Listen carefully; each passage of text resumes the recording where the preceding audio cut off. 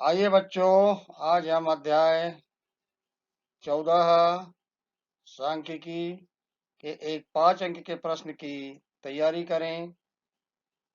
प्रश्न को देखें। प्रश्न हमारा कुछ इस प्रकार से है।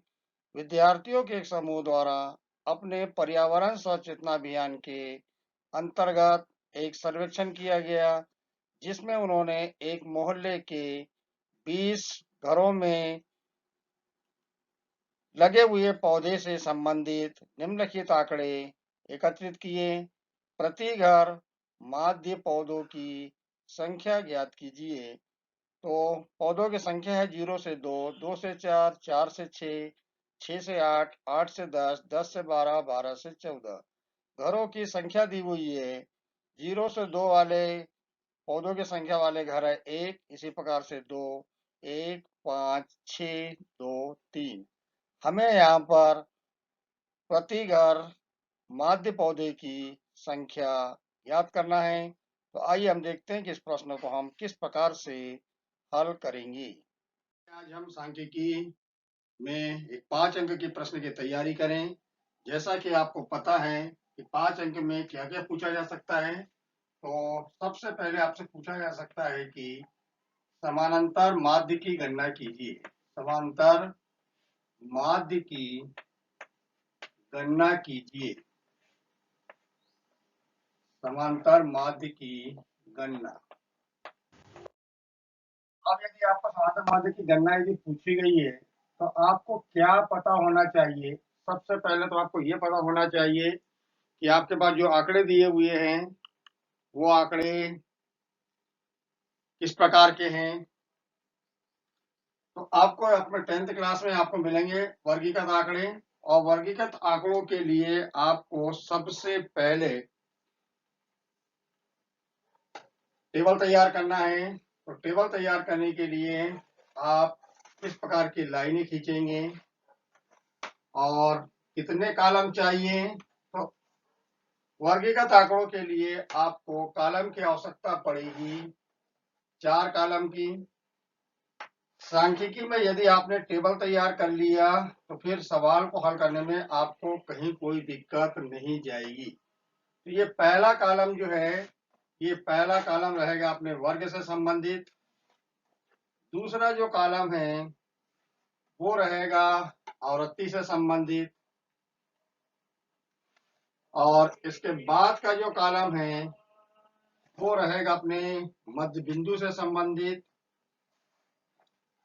और आखिरी वाले में हम करेंगे गुना। ये आपको यहाँ पर इस प्रकार की अपनी तैयारी करना है। आपको टेबल तैयार करना है, कितने कॉलम रखना है। तो कॉलम के बारे में मैंने बता दिया आपको कि कॉलम की संख्या आपको रखना है 4। और रहा सवाल पंक्तियों का, तो पंक्तियां डिपेंड करेगी कि आपके पास कितने आंकड़े दिए हुए हैं। तो ये मैंने यहाँ पर सबसे पहले पंक्ति तैयार की, और इस पहली पंक्ति के लिए हम यहाँ पर क्या क्या नोट करेंगे ये मैं आपको बता देता हूं। तो पहली पंक्ति में, या हम ये कह लें कि हमारे पहले कॉलम में हम सबसे पहले यहाँ पर लिखेंगे वर्ग, क्योंकि आपको प्रश्न में दिया हुआ रहेगा। यहाँ पर प्रश्न में लिखा हुआ है पौधों की संख्या, तो आप यहाँ पर लिख सकते हैं पौधों की संख्या। ये है यहाँ पर। उसके बाद में घरों की संख्या, तो यहाँ पर आप लिखेंगे F, और F के साथ साथ आप लिख देंगे यहाँ पर घरों की संख्या।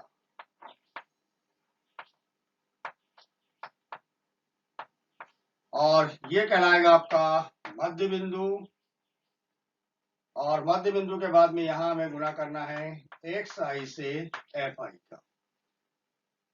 तो अब मैं यहाँ पर ये जो लाइन हाथ से खींच रहा हूँ, आप हाथ से बिल्कुल नहीं खींचेंगे। आप प्रयास करेंगे कि लाइन आप जो खींचे वो स्केल की मदद से खींचे, ताकि आपका जो टेबल है वो सुंदर दिखाई देगा। और जितना काम आप अच्छा करेंगे उतना ही आपका प्रश्न का जो हल करने का तरीका है वो सुंदर तरीका हो जाएगा। तो वर्ग हमारे पास दिए हुए हैं 0 से 2, 2 से 4, 4 से 6, 6 से 8, 8 से 10 और 10 से 12, 12 से 14 और आखिरी वाले कॉलम में यहाँ पर हम लिखेंगे योग। घरों की संख्या हमारे पास में दी हुई है 1 2 1, 1 2 1, 5, 6 2 3, 6 2 3। हमें यहाँ पर आवृत्ति के योग की भी जरूरत पड़ेगी, इसलिए इसको हम लिखेंगे सिग्मा एफ। यदि आपने इतनी तैयारी कर ली तो मैं समझता हूं कि सवाल को हल करने में अब आपको कोई दिक्कत नहीं जाएगी। ये मध्य बिंदु से आपको डरने की आवश्यकता नहीं है। हमें ये कहलाएगी निम्न सीमा, ये कहलाएगी उच्च सीमा। दोनों को जब हम जोड़ेंगे तो हमें 2 मिलेगा, 2 में हम भाग देंगे 2 का तो हमें 1 मिलेगा। 2 में हम 4 जोड़ेंगे तो हमें 6 मिलेगा और 6 में हम 2 का भाग देंगे तो हमें 3 मिलेगा। इसके बाद आपको कुछ करने की आवश्यकता नहीं है। यहाँ पर आप अंतर देख लीजिए कि 1 और 3 में कितना का अंतर है। तो 1 और 3 में 2 का अंतर है, इसलिए हम 2 2 आगे बढ़ाते हुए चले जाएंगे। 3 2 5, 5 2 7, 7 2 9, 9 और 2 11, 11 और 2 13। यदि आपको कोई डाउट लग रहा है तो आप चेक कर लीजिए कि क्या हमारा 13 जो है वो 12 और 14 के बीच में है। तो ये निश्चित रूप से हमें दिखाई दे रहा है। हमें एक्स आई के मानों को जोड़ने की आवश्यकता नहीं है, इसलिए यहाँ पर आप क्रॉस लगा देंगे। अब आपको एक्स आई एफ आई का मान याद करने के लिए 1 से हम 1 का गुना करेंगे तो 1 एकम 1, 2 से हम 3 का गुना करेंगे तो 3 दूनी 6, 5 एकम 5, 7 और 5 35, 9 6 का 54, 11 दूनी 22 और 13 39। तो बहुत इत्मीनान से आपको यहाँ पर f से x का गुना करना है बिना त्रुटि किए। यदि आप ये काम कर सकते हैं तो निश्चित रूप से आप परीक्षा में 5 अंक हासिल कर लेंगे।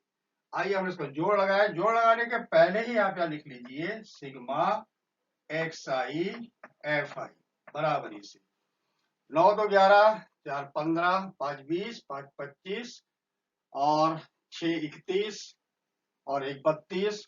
ये हो जाएगा 2, हाथ के गए 3, तो 3 और 3 6, 2 8, 5 13 और 13 और 3 हो गया ये 16। तो इस प्रकार से हमने यहाँ पर देखा कि हमें जोड़ मिल गया 162।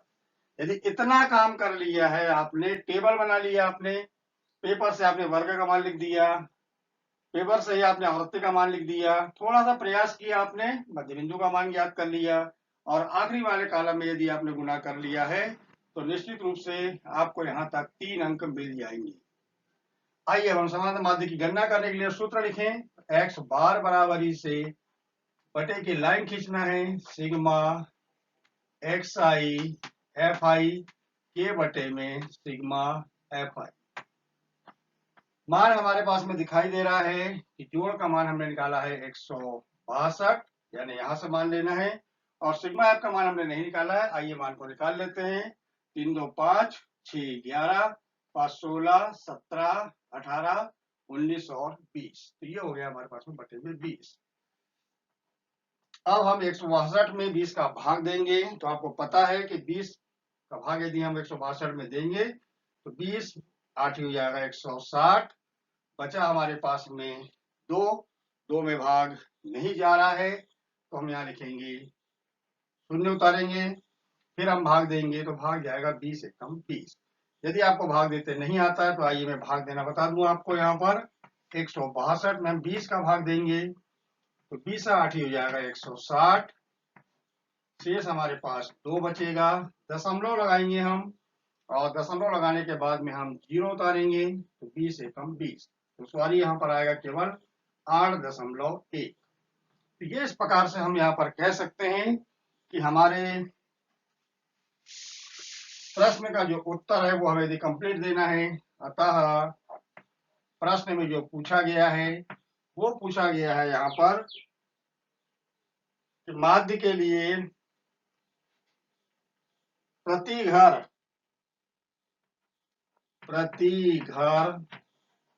माध्य पौधों की संख्या माध्य पौधों की संख्या।